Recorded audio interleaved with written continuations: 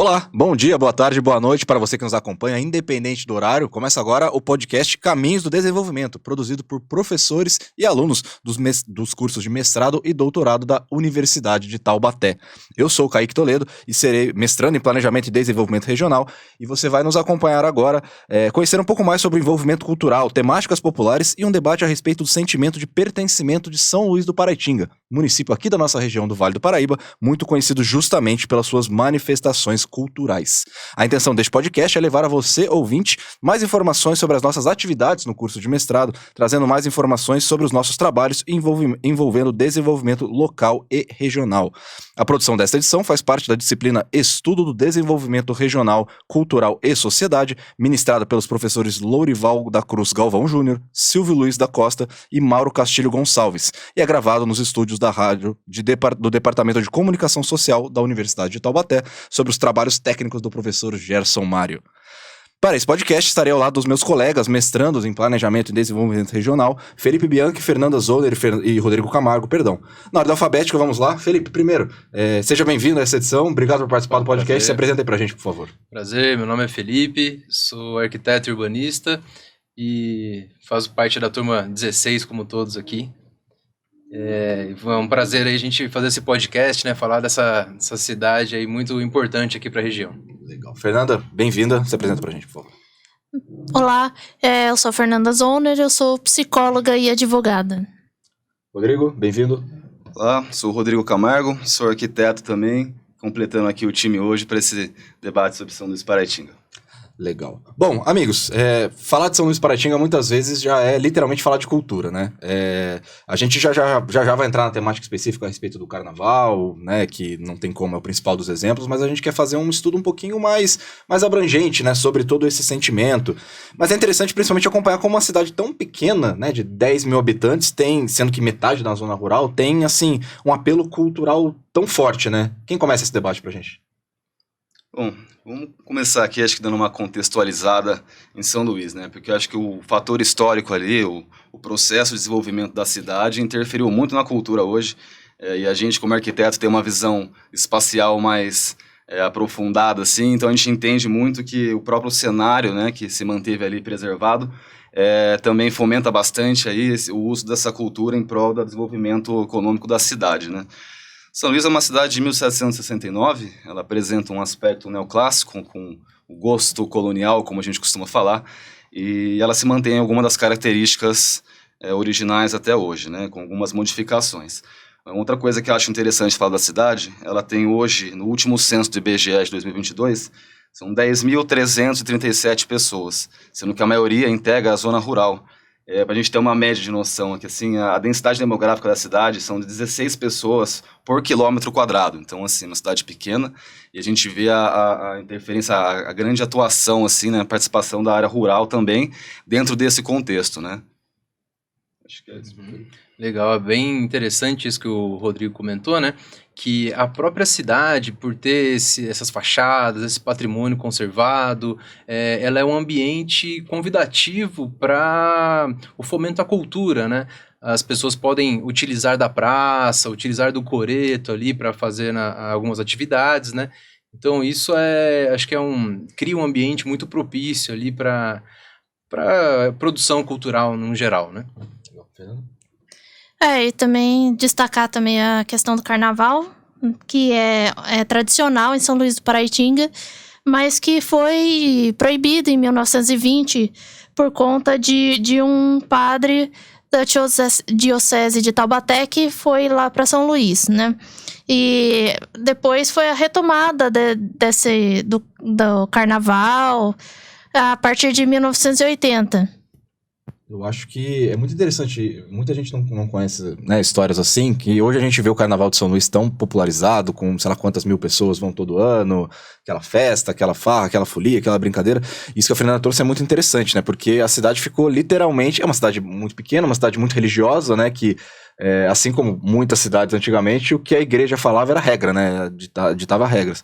Então, quando chega um padre lá, um italiano, que não gostava de festa, que não gostava de carnaval, que não gostava de nada, e o cara literalmente chega e fala pras pessoas nas pregações dele que, quem pular o carnaval vai nascer rabo, vai nascer chifre, se tiver carnaval na cidade vai ter uma grande enchente, olha só.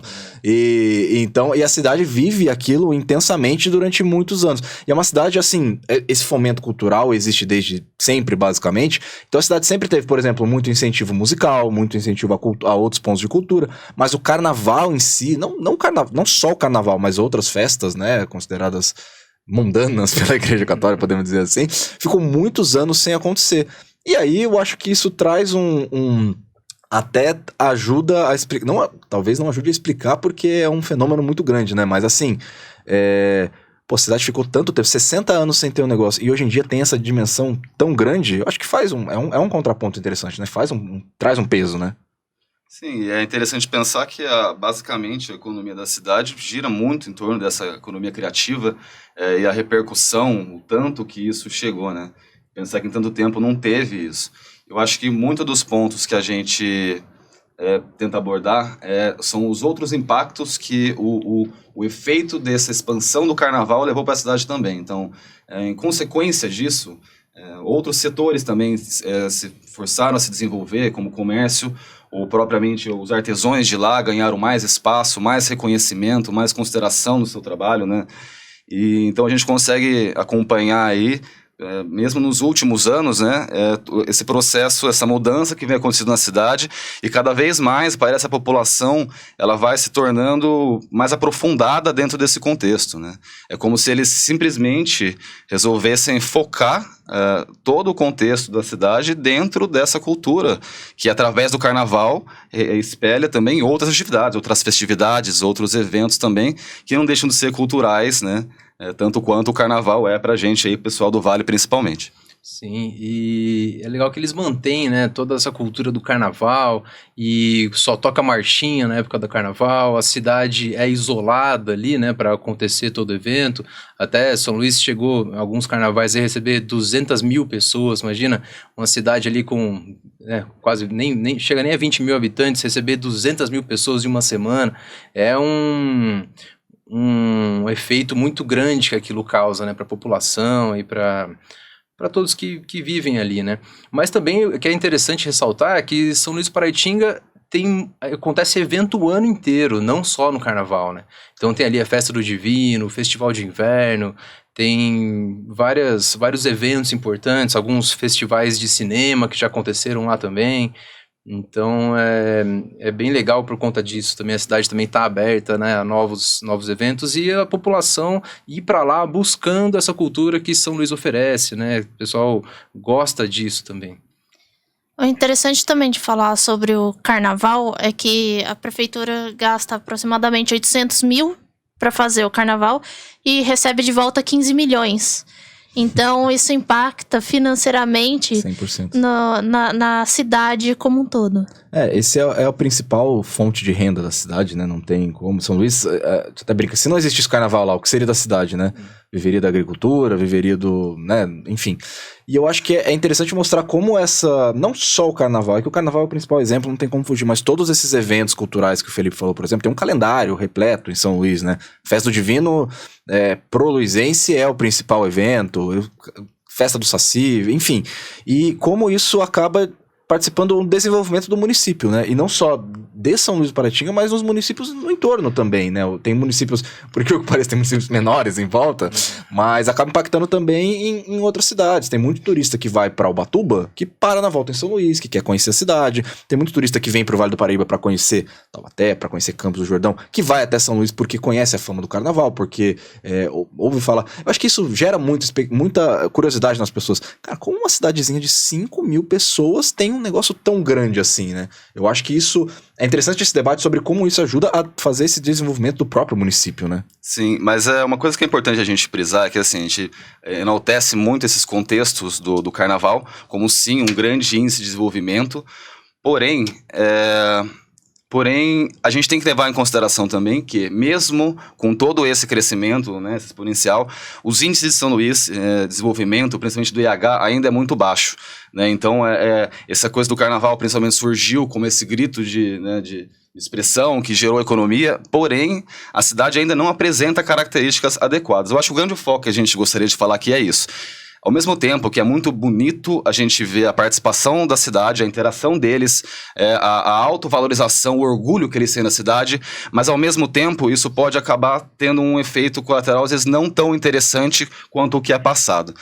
A gente não vê grandes índices na cidade, quer dizer, então essa supervalorização deles, com o apego que eles criaram dentro desse processo econômico principalmente, pode às vezes não ser o suficiente para levantar a cidade, ou como o Kaique mencionou, até as cidades menores da região, que por incrível que pareça ainda precisam ter um apoio em São Luís do Paraitinga, né?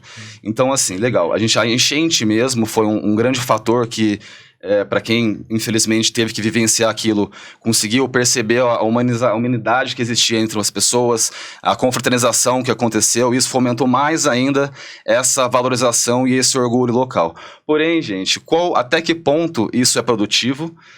Pelo fato de isso manter a cultura, a tradição e o próprio contexto histórico da cidade, mas até que ponto isso vai condicionar as pessoas a seguirem um padrão onde, vamos dizer assim, entre aspas, elas não conseguem perceber que indiretamente acabaram se tornando um personagem seguindo um determinado manual, onde você tem que ser isso, porque você tem que valorizar quem você é, você tem que ter orgulho da sua terra. E isso pode sim ter alguns efeitos negativos, né? Acho que esse é o grande intuito, depois de todo esse contexto que a gente falou, para estar abordando aqui nessa conversa. Isso. E é bem isso, né, que a gente vem debatendo aí nas matérias do mestrado, né? O que é o desenvolvimento, né? O que é o desenvolvimento urbano, o desenvolvimento humano, né? E como que ele deve se dar ali na sociedade, né? Então, vamos usar aí o exemplo de São Luís. A gente tem um desenvolvimento da cidade cultural muito grande, mas como é que está a zona rural? Como que estão as pessoas que estão o ano inteiro ali? Como é que estão as escolas, saúde, infraestrutura, né? Então, é muito importante a gente, com esses estudos, ter esse olhar do desenvolvimento da cidade, não apenas pensar em uma semana só, né, no ano inteiro, e pensar em quem vive ali, pensar nas pessoas que estão chegando, nas pessoas que estão saindo, por quê, na juventude que está lá na cidade. Então, acho que o desenvolvimento é um debate bem amplo, bem completo, e que estamos estudando aí para, né, não pode também chegar só e falar por cima, tem que estudar a fundo, tem que entender quais são os efeitos que acontecem lá, né? Eu acho também que esse sentimento de pertencimento tem a ver com a cultura mesmo, né? Que é fomentada na cidade. E uma coisa que o Freud, ele dizia que a cultura é um fator condicionante para a pessoa fazer ou não aquilo que está sendo apresentado para ela, ou que ela queira fazer. Então, na verdade, as pessoas, elas cumprem papéis diferentes em lugares diferentes. Sensacional a psicóloga trazendo Freud aqui nesse debate. Esse debate existe muito em São Luís, né? Isso que o Rodrigo estava falando, de assim, há esse debate muito grande sobre esse pertencimento, sobre esse orgulho caipira, sobre esse amor próprio local, que é um negócio assim... É muito orgulho. Cara, eu sou de São Luís do Paraitinga. Eu amo isso aqui e tudo mais. E assim, desde pequenos moradores, né? Eles são incentivados na cultura local, eles são incentivados a participar de projetos musicais e projetos culturais e ligações com ações locais. E aí é muito isso que o Rodrigo falou. Até que ponto isso é um sentimento verdadeiro que nasce com a pessoa? Ou aquilo vira um dever dele, né, a partir dele estar ali. E aí isso gera esse debate que a gente está tendo sobre o desenvolvimento. Se a gente tem um grupo de pessoas, uma cidade inteira praticamente, que se mobiliza para um grande evento específico, né? São vários eventos ao longo do ano, mas falando do carnaval, um grande evento específico, porque aquilo vai movimentar a cidade, porque aquilo vai trazer benefícios, às vezes não necessariamente culturais naquele momento, mas principalmente financeiros, como a Fernanda falou, a cidade recebe 15 milhões para São Luís do Paraitinga, para uma cidade que tem uma população tão pequena. Só que aí é o debate, né? Como são investidos esses 15 milhões? São Luís é uma cidade muito idosa, São Luís é uma cidade que tem muitas pessoas mais velhas, e cada vez mais, né, se você vai olhando os dados, o índice de população idosa da cidade aumenta. Então, assim, e a estrutura lá para atender as pessoas, onde esse dinheiro é investido? E eu acho que entra muito esse debate. As pessoas de lá, elas participam de tudo isso porque elas gostam, porque elas nascem com aquilo, nasce dentro delas, ou elas são incentivadas e aí aquilo, não, é carnaval, é festa, é cultura e tal, e a cidade não que fique em segundo plano, mas que gere um debate separado. Será que às vezes não era interessante ter um mesmo debate, incluir tudo num processo só? Sim, com o tempo, né, essa valorização que, como a gente estava comentando, era uma coisa boa, às vezes passa a ser uma coisa, entre aspas, forçada. Então a gente vê hoje São Luís se tornando, embora conservado e mantendo as tradições, é como se tivesse virado um xodó, uma cidade de estimação de, principalmente, pessoas de grandes cidades, né, onde vão para lá, claro, usufruem daquilo, e o que parece justamente isso, automaticamente as pessoas se condicionam. Gente, se vocês pararem para qualquer pessoa da cidade e perguntar, eles vão contar da forma deles a história da cidade, com muito orgulho. Eles vão citar. Esse é um grande ponto até que a gente conversa bastante, é que muitas vezes essa informação, esse manual que o luizense tem que ter para explicar para o turista, possui informações que não são exatamente aquelas, né? Vai passando de boca, vai sendo informado. Passando de boca. Né? A primeira coisa que você pergunta para eles é assim, São Luís é uma cidade colonial. Né? Eles vendem essa coisa colonial e assim, a gente que, claro que são coisas mais específicas, mas não é exatamente assim o tratado, né?